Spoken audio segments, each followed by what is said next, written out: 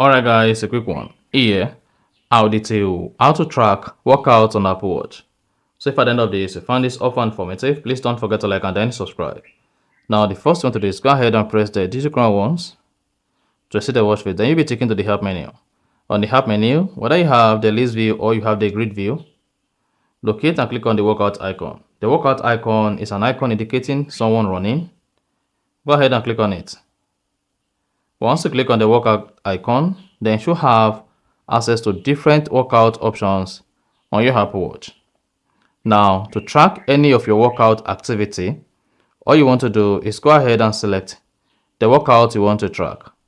In this case, let's say you want to track your indoor run or your outdoor run. Select it.